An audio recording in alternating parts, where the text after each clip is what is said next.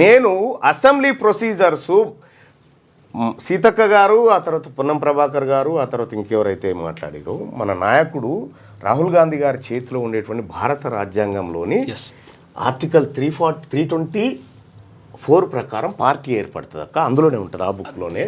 160 ప్రకారం ఏమో ఇవి ఏర్పడతాయి అక్క. ఏవి ఇవి ఏర్పడతాయి. ఏది రాష్ట్ర ప్రభుత్వాలు 162 అనుకుంటా మేబీ. ఇవి ఏది రాష్ట్ర ప్రభుత్వాలు ఏర్పడతాయి. సో దానికి ప్రభుత్వాలు పార్టీలు వేరుంటాయి అక్క. అవి ఎందుకంటే అవి మీరు ఆల్రెడీ మీకు తెలియంది కాదు, ఇదంతా తెలుసు. కానీ మరి అది ఎవరైనా అనుమంటే వెంటనే అనాల్సి ఉంటుంది, అట్లా కాదు ఇట్లుంటుంది కదా అని చెప్పి. పార్టీ లైన్ కాపాడి పార్టీ ప్రజలకు ఇచ్చిన హామీని టెన్షన్గా అమలు చేయాలనేది మనం ప్రభుత్వం మీద పెట్టిన ప్రెషర్. అదే ఇగో ఇక్కడదే భారత రాజ్యాంగం ఇది పట్టుకొని తిరుగుతున్నట్టు రాహుల్ మన నాయకుడు రాహుల్ గాంధీ గారు చెప్పేటువంటి ఈ బుక్లోనే ఇవి ఉంటాయి అక్క.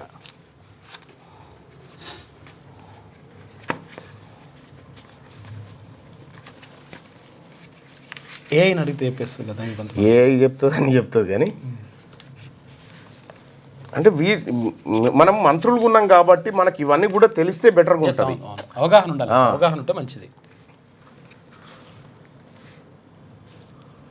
320 ఈ అవగాహన కూడా అందరికి అవసరం. ఇది అవసరం నా తీర్మానం నేను కూడా నేర్చుకున్నదే, తప్పేం కాదు. ఇది తెలుసుకుంటే అందరు నేర్చుకోవాల్సిందే. అయితే వాళ్ళు ఎందుకు అన్నారు మళ్ళీ నన్ను వాళ్ళు వసలైన వాళ్ళు కదా, వాళ్ళు అనాలి కదా అంటే వాళ్ళు అనరు. ఎందుకు అన్నారంటే వాళ్ళకు ఇక్కడ రావాలి, ఇంకా ఎక్కడ రావాలి 320 కదా. అచ్చా 200 చిల్లర ఉంది, ఇది 300 కావాలి. ఓహో గీడు ఉంటాయి అన్న, లోపల ఉంటాయి. ఇది చిన్న బుక్ కదా, చిన్న. అవునవును 359. ఒక్క నిమిషం అయ్యి కొట్టేస్తే చూద్దాం లేదు కానీ. ఓకే ఇది 162 అనుకుంటా నాకు తెలిసి. నాకు అంత ఓకే.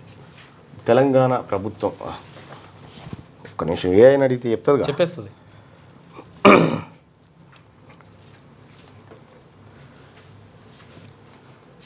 భారతదేశంలో రాష్ట్ర ప్రభుత్వాలు రాజ్యాంగంలోని ఏ ఆర్టికల్ ప్రకారం ఏర్పడతాయి? భారతదేశంలో రాష్ట్ర ప్రభుత్వాలు రాజ్యాంగంలోని ఆర్టికల్ 162 ప్రకారం ఏర్పడతాయి.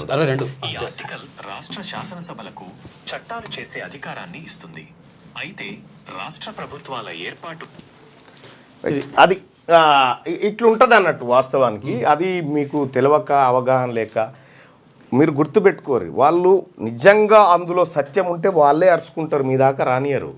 నిజం ఉంటే మిమ్మల్ని బదనాం చేసి ఫ్రంట్ ఎండ్లో పెడతారంటే అయితే మీరు బదనాం అవుతారు, మాదేంది అనేటట్టు ఉంటారు అన్నట్టు. కాబట్టి తీన్మార్మల్లన్న ప్రభుత్వ నిర్ణయాన్ని కాల్ చేసిండు, పార్టీ మేనిఫెస్టోని ఇంప్లిమెంట్ చేయమని చెప్తా ఉన్నాడు. సో ఇక్కడ పార్టీ లైన్ క్లియర్గా ఉంది, పార్టీ మేనిఫెస్టోని ఇంప్లిమెంట్ చేయాలి. దీని పార్టీ ఇచ్చినటువంటి హామీని ప్రభుత్వం ప్రజలకు నెరవేర్చాలి.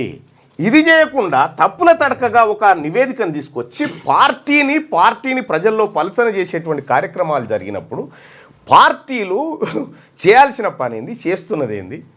సో కాబట్టి ఇటు జర్నలిస్టులు కానీ ఇక దాంట్లో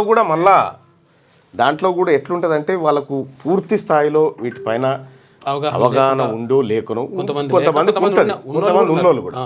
అయితే ఇప్పుడు గాంధీ భవన్ ఉంది, గాంధీ భవన్లో ఇప్పుడు సపోజ్ ఛానళ్ళు ఉన్నాయి, రెడ్డి రిపోర్టర్లే పెడతారు ఆడ.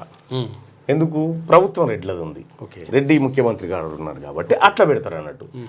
ఈ బీసీలకు వీళ్ళ దగ్గర కూడా రానియరు వాళ్ళు. అంటే వీళ్ళకు ఉన్నటువంటి అవగాహన గిది. అక్కడ మైకు పెట్టి అవి అడిగేటోడు అడుగుతూ ఉంటాడు. అంటే ఎట్లా కుందేలకు 4 ఎట్లుంటాయి, 3 కదా కాలంటే 3 ఎందుకుంటే 2 కదా ఆయన చెప్తుంటాడు. ఇగో ఇట్లా కథ.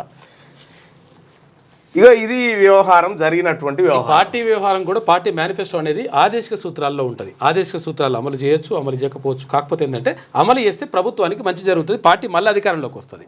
అది లెక్క. అంటే విషయం ఏంటంటే అవగాహన రాహిత్యంతో చాలా ఇంపార్టెంట్. రకరకాల మంది ఏది రకరకాలుగా మిమ్మల్ని అవగాహన లోపంతో కన్ఫ్యూజ్ చేస్తూ ఉంటారు. కానీ మనం నేర్చుకోవాలి, ఎందుకంటే మనం మంత్రులుగా ఉన్నాము, మనము బాధ్యతాయుతమైనటువంటి పదవిలో ఉన్నాం కాబట్టి వాట్ ఈజ్ వాట్ అని తెలుసుకోవాలి.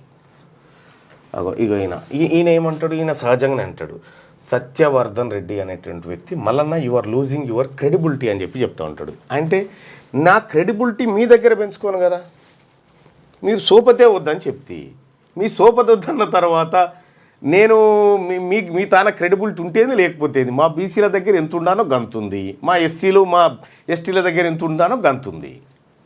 వీళ్ళు ఎందుకు పెడతా ఉంటారు అట్లా కామెంట్ అంటే, ఇప్పుడు ఏంది వీళ్ళ బాధ, తీన్మార్ మల్లన్నకు షోకాజ్ నోటీసులా లేకపోతే ఇంకోట అర్జెంటుగా సస్పెన్షనా, ఈ రెడ్డోళ్ళు వీళ్ళందరూ ఈ చిన్న ఈ రెడ్డోళ్ళ పొరగాళ్ళు వీళ్ళంతా ఈ యూట్యూబ్ ఛానల్ అది పెట్టుకుని ఏంది వీళ్ళు ఆరాటం అంటే, వాళ్ళ ఆరాటం తీన్మార్ మల్లన్న కాదు, బీసీ ఉద్యమం వాళ్ళ టార్గెట్.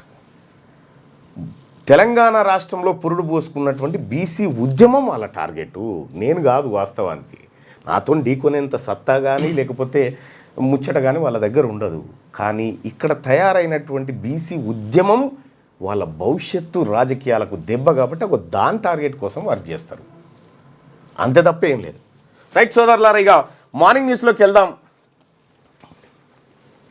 మా బీసీలకు తమిళనాడు ఆదర్శం 100%. ఎందుకంటే అక్కడ ఈడబ్ల్యూఎస్ అమలు చేయలేదు, 69% రిజర్వేషన్ ఇచ్చింది. అందుకే వెంటనే ఏఎస్ఓ ఎంపీఎస్ఓ పోస్టులను భర్తీ చేయాలన్నా తెలంగాణలో ఇప్పటివరకు ఒక్కసారి ఫిల్ చేశారు. తెలంగాణలో అంటే ప్రభుత్వం తన దగ్గర లెక్కలు లేదని చెప్పకూడదు ఎప్పుడు, ఎందుకంటే ప్రభుత్వం లెక్కల ఆధారంగానే పన్నులు వసూలు చేస్తుంది వాస్తవం ప్రజల దగ్గర.